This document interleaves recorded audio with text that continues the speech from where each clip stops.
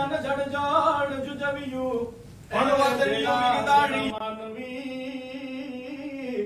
Are रे एड़ी एड़ी वातड़ियु पण जेड़ा जेड़ा जोन मानवी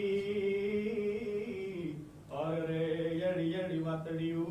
जय हिंद दोस्तों, नमस्कार। હું છું તમારો દોસ્ત આઝાદ પંછી ધ ગુજ્જુ રોક્સ અને અત્યારે એમ કહેવાય કે મારી સાથે ઉપસ્થિત છે દિલ્હીના મુખ્યમંત્રી એવા શ્રી અરવિંદ કેજરીવાલ સાહેબ અને ગુજરાતમાં આમ આદમી પાર્ટીના એમ કહેવાય કે મુખ્યમંત્રી પદના ચહેરા એવા શ્રી ઈશુદાન ગઢવી સાહેબ। नमस्कार, હું આપનું સ્વાગત કરું છું।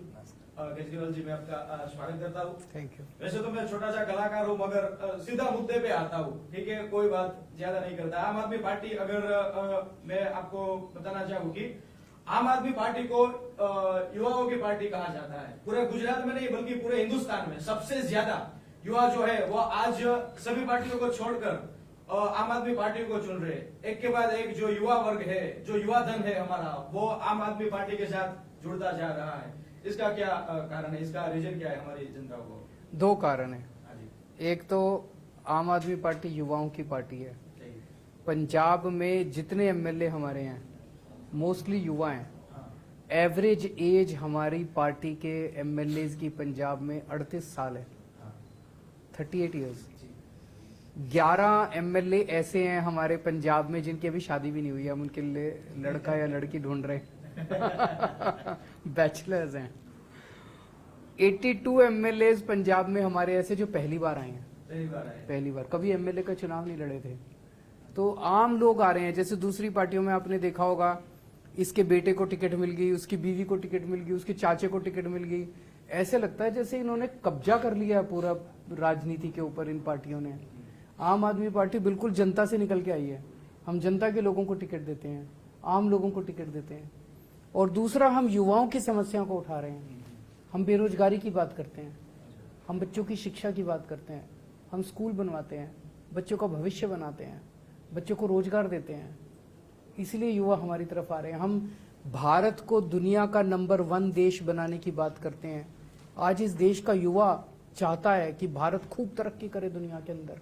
कोई पार्टी, सारी पार्टियां पैसा लूटने में लगी हुई हैं। 75 साल में लूट लिया इन लोगों ने सबने मिलके। आम आदमी पार्टी अकेली पार्टी है जो कट्टर ईमानदार पार्टी है। मैं खड़ा होकर कहता हूं स्टेज के ऊपर, मैं कट्टर ईमानदार हूं। मैं आज चैलेंज करता हूं, कोई नेता किसी पार्टी का खड़ा होकर कह दे कि मैं कट्टर ईमानदार हूं। किसी की हिम्मत नहीं है ये कहने की। और आगे भाजपा कह रही है कि आपने हमारी जो नोटें आएगी, ठीक है, हमारी करेंसी आएगी, उसके ऊपर तुमने जो बोला है कि गणेश जी की मूर्ति छापी जाए और लक्ष्मी जी की मूर्ति छापी जाए, ठीक है। तो भाजपा कह रही है कि कहीं ना कहीं आम आदमी पार्टी जो है उन्होंने गुजरात में सत्ता पाने के लिए हिंदुत्व का कार्ड खेला है। क्या सही है? वो करें। अगर भाजपा को ये लगता है कि हिंदू ये नोट के ऊपर गणेश जी और लक्ष्मी जी की तस्वीर छापने से वोट मिलते हैं, तो उनकी तो सरकार है केंद्र में, वो नोट पे छापें और वोट ले लें। उन्हें किसी भगवान से प्यार नहीं है भाजपा वालों को। हमने क्यों कहा? हमने कहा क्योंकि दिवाली के दिन मैं जब पूजन कर रहा था, मेरे मन में एक भाव आया। दिवाली के दिन हम श्री गणेश जी, लक्ष्मी जी की पूजा करते हैं। क्यों करते हैं? आशीर्वाद लेने के लिए करते हैं कि घर के अंदर तरक्की हो, घर के अंदर समृद्धि हो, हमारी सबकी मनोकामना पूरी हो, घर के अंदर धन दौलत आए। इसीलिए तो करते हैं, आशीर्वाद लेने के लिए। तो मैंने इसलिए कहा था कि नोट के ऊपर अगर इनकी तस्वीर लगाई जाएगी तो पूरे देश में हम जो भी काम कर रहे हैं, देश के लोग जो भी काम कर रहे हैं, उसका फल मिलेगा, भगवान का आशीर्वाद मिलेगा। भाजपा ने इतनी गालियां दी मुझे, भाजपा ने इतनी गालियां दी मुझे तो समझ नहीं आया मैंने क्या गलत किया। और सर, जहाँ भी हम टीवी चालू करते हैं तो जहाँ कहीं भी आम आदमी पार्टी की बात होती है तो कोई ना कोई छोटा बड़ा नेता, कोई भी जो चाहे आम आदमी से जुड़ा हुआ है, वो एक ही बात कह रहा है कि गुजरात में हमारी सत्ता बनती है तो हम बिजली मुफ्त कर देंगे, हम स्वास्थ्य सुविधाएं है वो भी हम मुफ्त कर देंगे, ठीक है। और जहाँ जहाँ कुछ फ्री, कुछ मुफ्त करने की बात है, यहाँ पे कुछ जो विरोध पक्ष के जो भी नेता है वो सब बोल रहे हैं कि आम आदमी पार्टी जो है ये फ्री की रेवड़ी बांट रही है, ऐसा कुछ होने वाला नहीं है। इसके बारे में आपका क्या कहना है? दिल्ली में कर दिया, पंजाब में भी कर दिया, गुजरात में भी कर देंगे। दिल्ली में बिजली मुफ्त है, दिल्ली में सबका इलाज मुफ्त है पूरा। ₹5 की गोली वो भी मुफ्त, 5 लाख रुपए का, 10 लाख रुपए का ऑपरेशन वो भी मुफ्त, सारा इलाज, सारे टेस्ट, सारी दवाइयां, छोटी बीमारी, बड़ी बीमारी, सब मुफ्त है। सबकी शिक्षा मुफ्त है दिल्ली में, अमीरों की भी, गरीबों की, सबकी शिक्षा मुफ्त है। तो दिल्ली में करके आए हैं, पंजाब में करके आए हैं, गुजरात में भी कर देंगे। करना आता है हमें, नीयत है हमारी।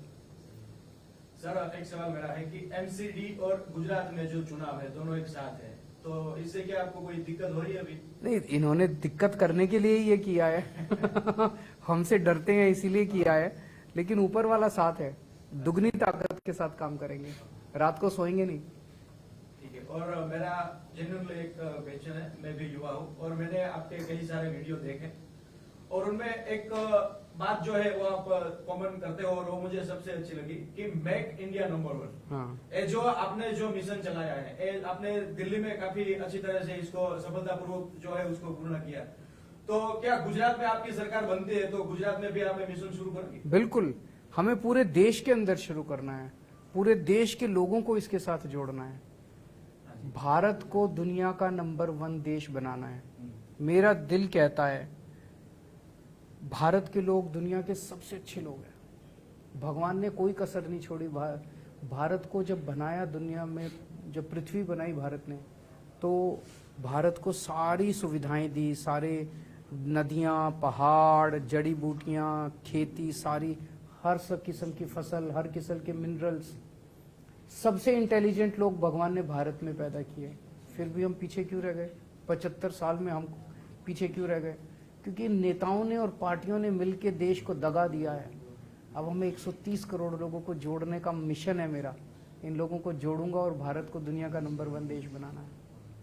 सर मेरा एक सवाल है कि गुजरात में जो भी एग्जाम्स हो रहे हैं अभी, ठीक है, युवा जो है वो मेहनत करता जाता है, गवर्नमेंट उसको तारीख देती है कि इस तारीख पे आपका, इस टाइम पे आपका पेपर है, ठीक है।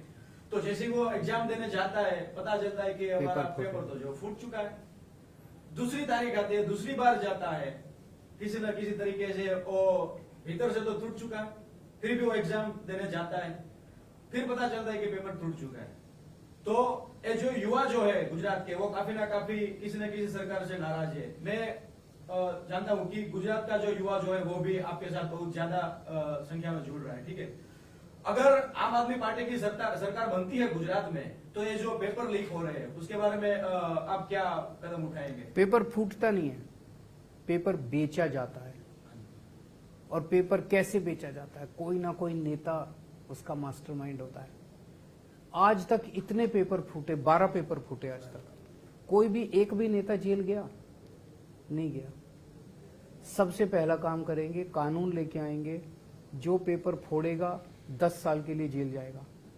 2015 के बाद से जितने पेपर फूटे सारी केस रीओपन करेंगे, सबको जेल भेजेंगे जिन्होंने पेपर फोड़े।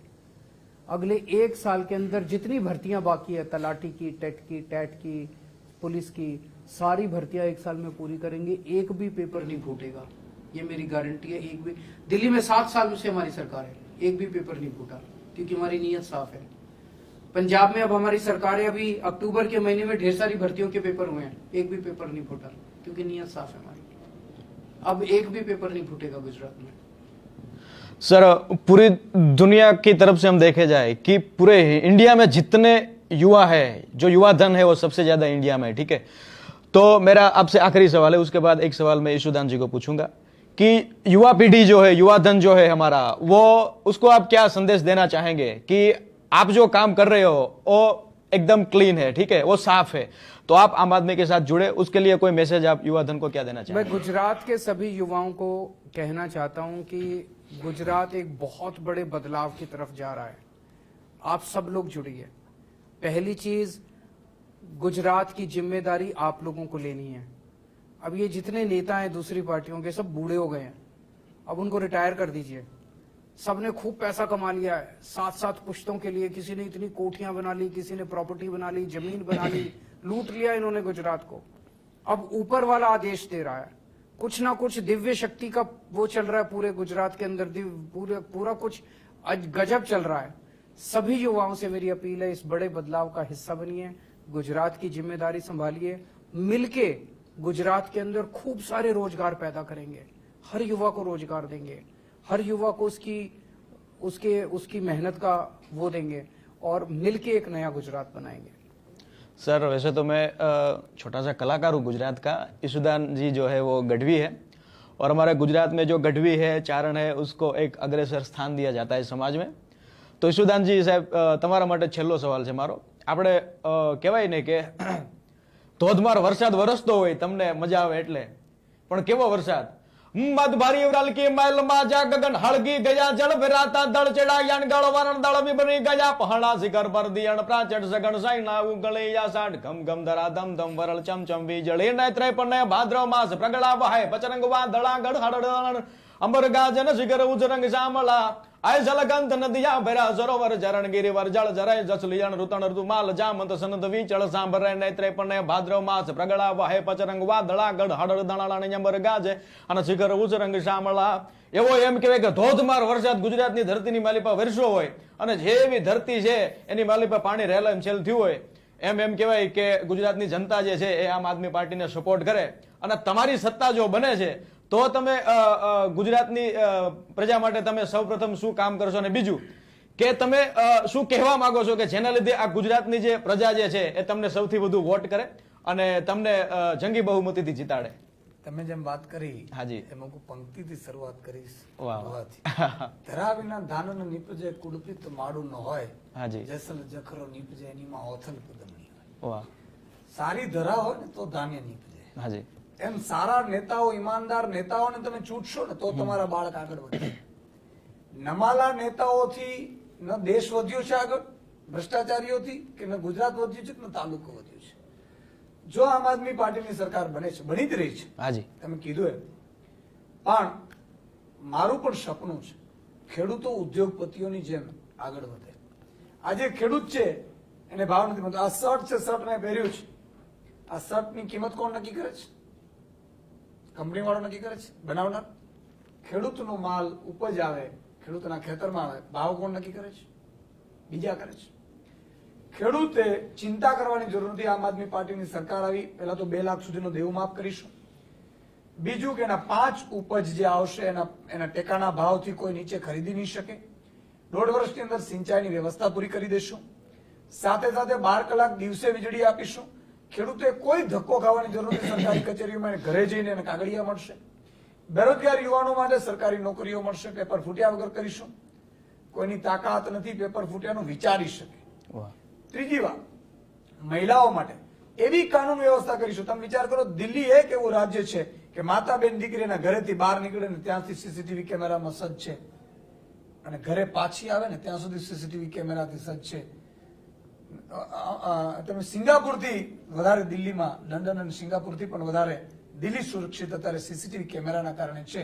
કોઈ લુકેશની તાકાત નથી મારી માતા બેન દીકરીની છેડતી કરી શકે એવી વ્યવસ્થા પેદા કરીશું. એનાથી અટકેવા કે કાનૂન વ્યવસ્થા એવી લાવીશું કે ગુજરાતમાં જો ગુનેગાર હશે તો સગો મારો ભાઈ હશે તો એ જેલમાં જશે, અને ગુનેગાર નહીં હોય તો આમ આદમી પાર્ટીનો દુશ્મન હશે ને તો એને કોઈ ટચ નહીં કરી શકે એવી કાનૂન વ્યવસ્થા કરીશું. મહિલાઓ માટે સન્માન રાશિ આપીશું, 1000 રૂપિયા દર મહિને 18 વર્ષથી ઉપરના છે એમને. સાથે સાથે તમામ જે અરવિંદ કેજરીવાલજીએ જે ગેરંટીઓ આપી છે એ પૂરી કરીશું અને 5 વર્ષમાં ગુજરાતમાં 75 વર્ષમાં જે કામ નથી તે કરીને બતાવીશું તો જ બીજી વાર મત માંગવા આવીશું, બાકી નહીં આવીએ. वाह भाई वाह. तो केजरीवाल जी आपने हमें वक्त दिया इसलिए धन्यवाद. ईशुदान जी खूब खूब आभार. बहुत अच्छा गाते हैं. हाँ जी थैंक यू.